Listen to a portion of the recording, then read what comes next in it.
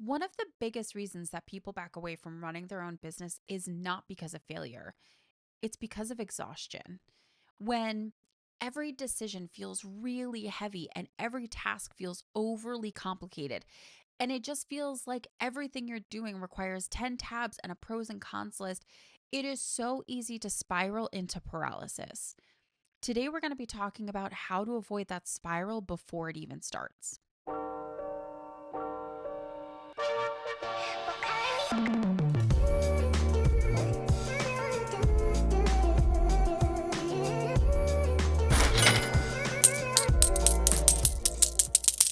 Hello, my beautiful entrepreneurs.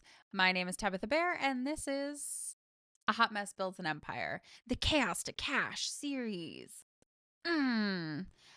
I let you know at the beginning of every episode that I have absolutely no idea what it is that I'm doing, but I'm doing it with the energy of someone who's tripped and is making a career out of the fall.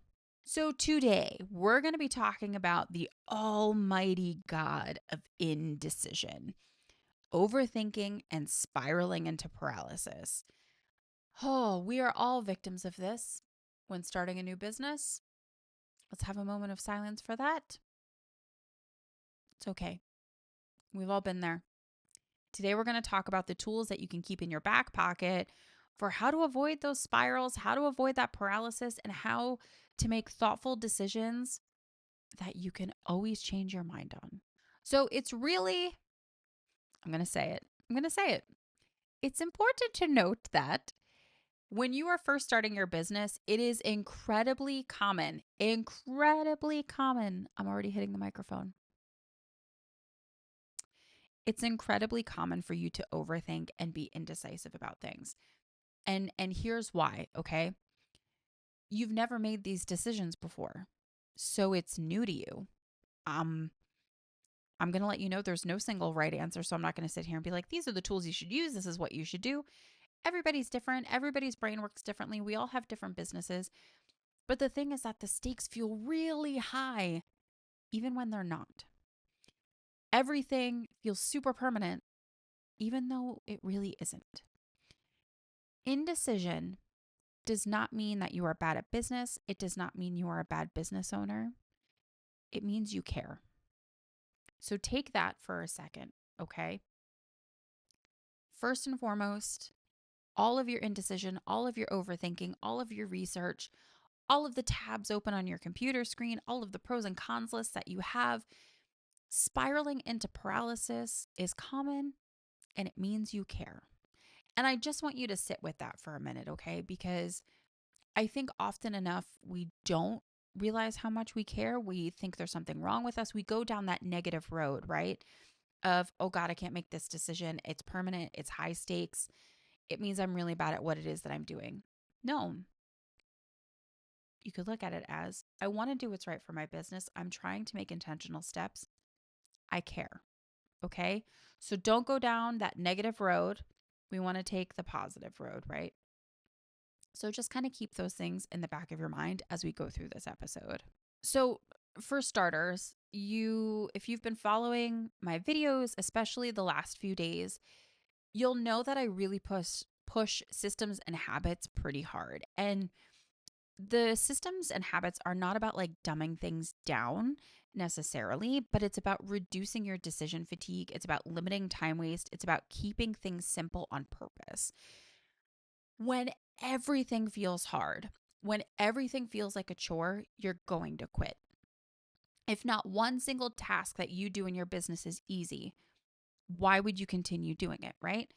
If everything requires sweating bullets and just feels like you're climbing over Mount Everest every single day to post on social media, or you just don't understand why you can't post that newsletter weekly, right? If everything feels so ridiculously difficult, you're not going to do it. You're not going to continue with it. It's going to be a very quick lived, well, that didn't work out. And then you're going to continue to go back to your 9 to 5, or you're not going to pursue something that would have been really great and really helpful and offer you freedom, right? Like I push systems and habits because systems exist to keep you moving.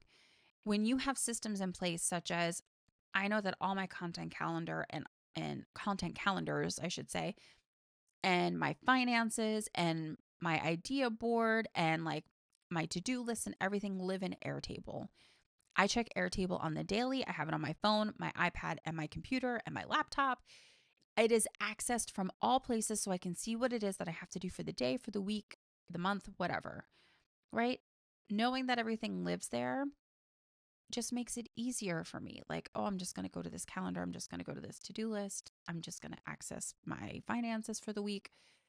Whatever it is that I have in terms of systems there, it is to make my life easier. The same thing goes for um, batch creating, stuff like that. Like all these systems and habits are to reduce the stress around making decisions and are to reduce the decisions that you have to make. When you know that every Monday is a video making day, you're not even going to look at your to-do list. You're probably just going to look at your content calendar, be like, nope, Monday is my video making day. I'm going to make videos today. I'm going to make as many as I can. Goal is 5. If I make more, then that's a bonus and I'm just going to knock them out, right? There's less thought about, oh God, what am I doing today? What's the most important thing to do today, right? Like I push those systems and those habits because they truly are a godsend to your business. They truly are a godsend to your day-to-day routine and they just offer stability. So I do have a list of some common spiral triggers. I'm just going to read through them because it's a little longer and I can't remember all of them. But it's usually things like what product or service should I start with? How much should I be giving away for free? Which newsletter platform should I use? How much should I charge? Should I hire someone? What content calendar should I make? Listen, none of these require perfection to proceed. They don't. So just do something. Now, if you do find yourself completely stuck in overthinking a decision, most people kind of start to overthink about the what product or service should I offer first, right? If your decision is keeping you stuck, it's making you avoid the work, it's causing endless comparison, right? It's creating like a really negative spiral or paralysis to your day to day operation. It does not require more thinking, it requires constraint. Okay. So don't keep overthinking decisions. You need to give yourself like a flow chart or just an easy little list of questions to read. Because what you want to do is you want to keep, and I say this all the time, you want to keep the needle moving in your business. You want to keep that momentum. You want to keep that movement. Every decision, I'm sure you want it to be intentional and foundational for your business, but don't get hung up on every single decision, right? So let's walk through some things that we can use, some tools we can use, keep in our back pocket, write it on a chart next to your desk, whatever it is you need to do to avoid that paralysis. Okay, so let's start with products and services because I feel like this is a really big one that people trip up on all the time when they're starting their business. It's always like, I'm going to start my own business. What am I going to offer? Huh. Yeah. I mean, what should I talk about? What should I do? How do I make money? Right? Like you just kind of go like, "Oh my god, it halts everything." So, two things you need to remember when it comes to your products and services. What is the easiest thing for you to do right now? Qualitatively, right? You still want that quality there because you want people to keep buying from you. You want people to come back and be repeat buyers. But what is the easiest thing for you to create right now? Is that, I mean, I hate to say it, but a course, because that's a little intense and requires a lot of maintenance and stuff like that. But sorry, I'm getting sidetracked. But is it an ebook? Is it a paid newsletter? Is it coaching services? Like, what is the easiest thing for you to do right now? So, question number 1, what is the easiest thing for you to do right now? And question 2, what is the biggest pain point that you are addressing with your audience? You know your demographic, you know what it is that they're coming to you for. What is their biggest pain point? Now, here's the kicker. You don't have to figure that out. Ask them. read your comments, look at what it is that people are sending you in your DMs. Who are people following? What are people engaging about mostly on your content? Like, look at your most engaged content, right? What are you addressing in your content that you are answering for people? What are people asking you about in your comment section? Run a poll. I think nearly every platform has polls now. So run a poll, ask people, what is the biggest barrier that you face when it comes to, I don't know, knitting, right? What is the biggest thing you face when you're learning how to knit? What is the biggest thing you face when you're trying to go from knitting to crocheting? Whatever it is, right, that you're asking your audience, just ask them. They will give you the answer. They will say, "Oh my gosh, if someone created this kind of sheet for me that I could go off of when it comes to making these types of knots and loops, that would be fantastic." That there you go. They will literally give you the answer to the question. But those are the only two questions you need to ask yourself when it comes to your products and services. What is the easiest thing for you to create? What is the biggest pain point that you can address for your audience? Done. You are not trying to impress people. You are trying to help people. This first offer should be simple, clear, and finishable. Okay? We are not looking for complicated. We are looking for ease for you, making something easy for your audience, and something you can finish within a decent amount of time to put it out into the universe. So, how much do you charge, right? This is the big one. People do a lot of research. Well, I see that this person created a course and it's $1,000. I don't think anybody's going to buy something from me for $1,000. Nope, we're not. We're not going crazy. We're not going complicated. For this is mostly for digital products, I want to say, because physical products are completely different. Like that was a different environment of product pricing when I sold photography prints. So, this is more for digital products and coaching services. But your first product should not require financial contemplation from your audience member. They should not have to feel like they need to figure something out or look at their bank account or discuss it with their spouse or whatever when it comes to buying a product or service from you. If you start off with low ticket items, it removes friction from saying yes to your product.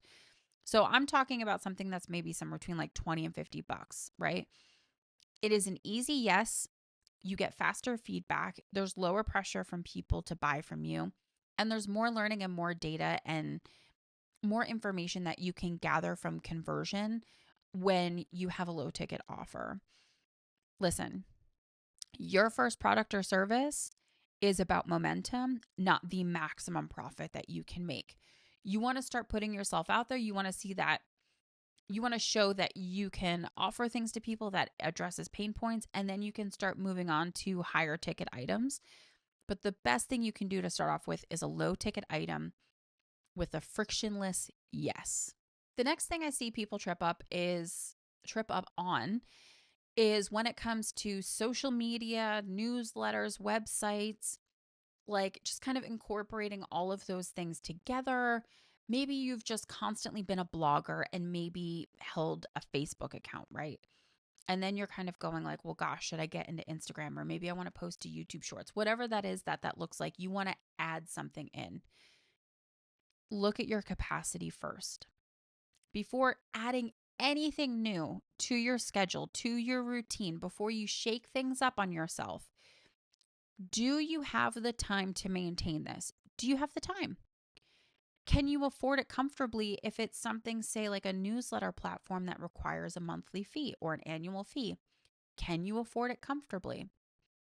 Is this going to move the needle forward? And will I get useful data out of this? If the answer is no to most of these, I would pause, right? Because if you're not moving the needle forward, if you're not going to get good data from it, if you don't have the time for it, if you don't have the capacity or the money for it, why would you put yourself in a situation to say yes to something that you can't commit to? More tools does not equal more progress. So just be mindful of that. More platforms that you're trying to show up for does not actually mean more visibility if you can't commit to posting to all of them.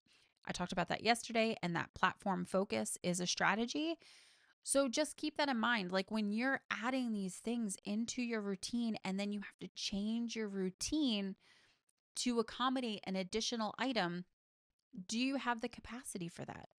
So, there is an ROI question, a return on investment question that you can ask yourself that I feel like really helps end the spiral of paralysis and indecision making.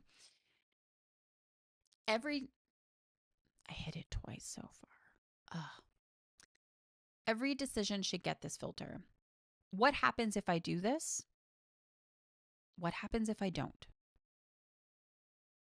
If neither option ends with a catastrophic answer, choose one, move forward, and you can adjust later.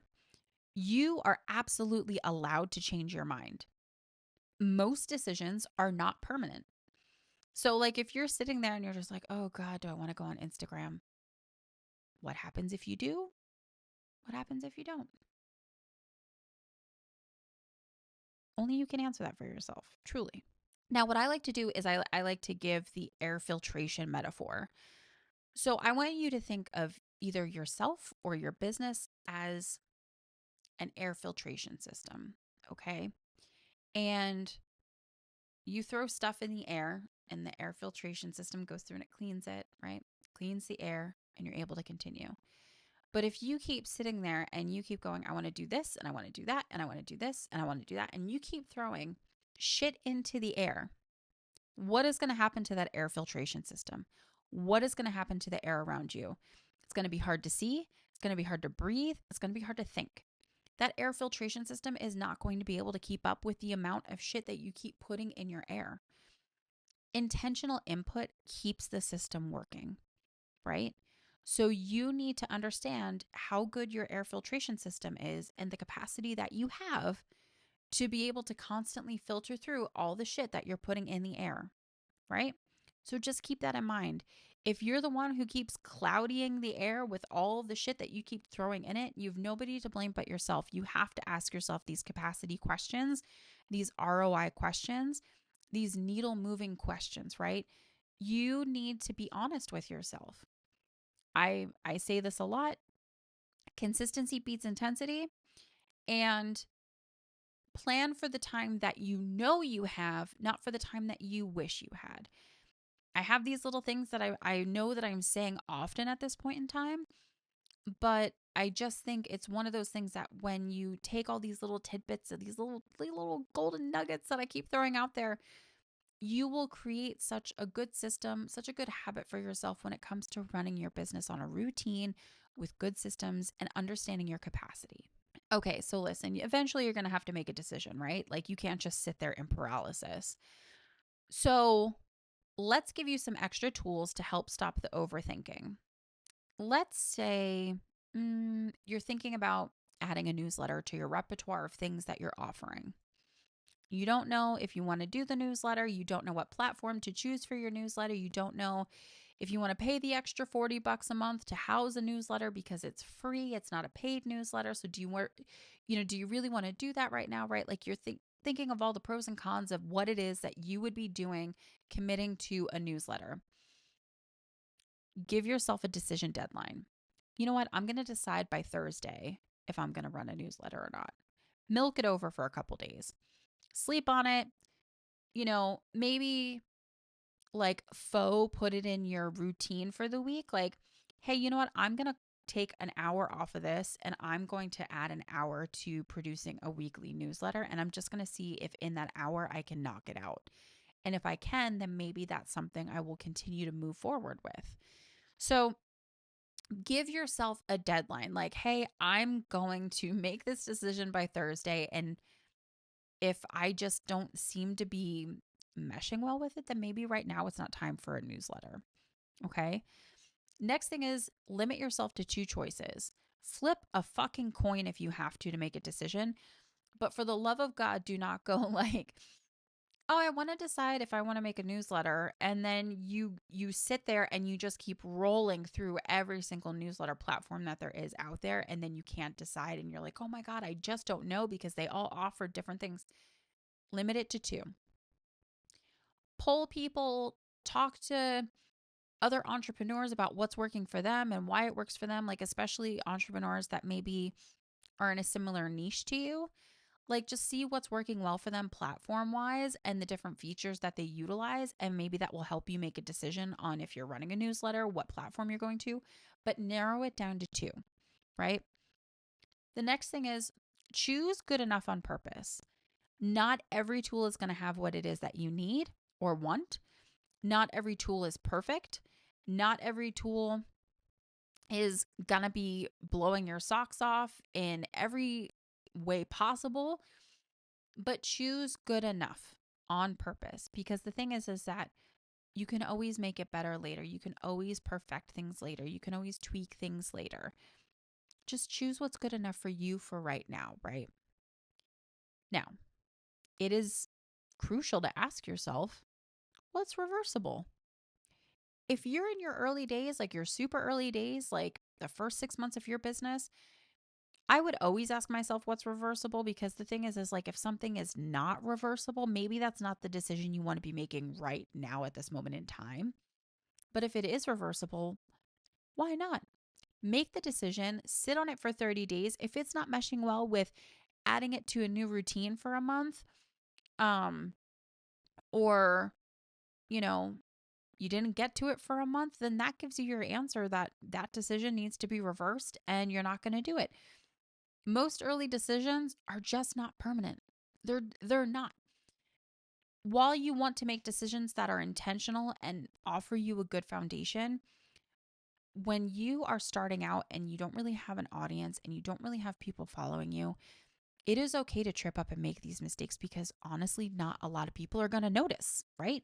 So let things be reversible. You can always change your mind. You can always backtrack something. This is not the end all be all. This is like, oh God, I chose Kit. I should have chose Flowdesk, right? Like it is not something that is microchipped into your body and now you are a cyborg slave to Kit, right? You can make different decisions later. It's totally okay, I promise you. So, as we close this episode, how does this fit into my Chaos to Cash series? Listen, chaos comes from overthinking. If you overthink and you put yourself into paralysis, oh my God, how are you going to make your money? Cash comes from action, and that action requires decisions. So, spiraling prevents that momentum, and momentum creates results, right? So, you don't want to spiral. You don't want to get caught up in that paralysis. So just ask yourself these handful of questions that I've provided throughout this episode as to how you can push yourself forward. Do you really need it right now? What are the easiest pain points you can address, and what's easy for you to make? Like all of those things that I've talked about, right? Your clarity doesn't come from thinking longer and spending a long amount of time thinking about something. It comes from moving forward. So give yourself those deadlines on making a decision, and you will find that it just makes everything flow easier. If you are stuck in indecision right now, listen, take this as your reminder that most decisions do not require a spiral. They don't. Pick the simplest option, commit to it for a short window, like 30 days, and let the actions give you clarity. Like I said, like if you want to incorporate a newsletter and you commit to a newsletter platform for 30 days and you don't touch it, that inaction gives you the answer that you need if you're ready to take on a newsletter right now. And then it goes in the opposite way as well. Like if you sign up for committing to, providing a weekly newsletter, and you carve out that time every week because you realize like, hey, I put these systems in place. I've saved like 2 hours of time a week or whatever. And you can commit to scheduling a weekly newsletter. That's amazing. That action has given you clarity if you can commit to that or not. But let me know in the comments, like, what are you overthinking right now? What option are you planning on choosing? What are you having difficulty choosing? Because maybe we can help you, right? In the comment section, we can talk about newsletters. We can talk about adding a social media platform to your routine of where it is that you're posting to, right? So let's help each other out with the overthinking process, but don't overthink it, especially if you're in the early stages of your business. I promise you, it will be okay and you can reverse the decision. It'll be all right. Thank you so much for watching. Please like this video, please subscribe, and I will see you guys tomorrow.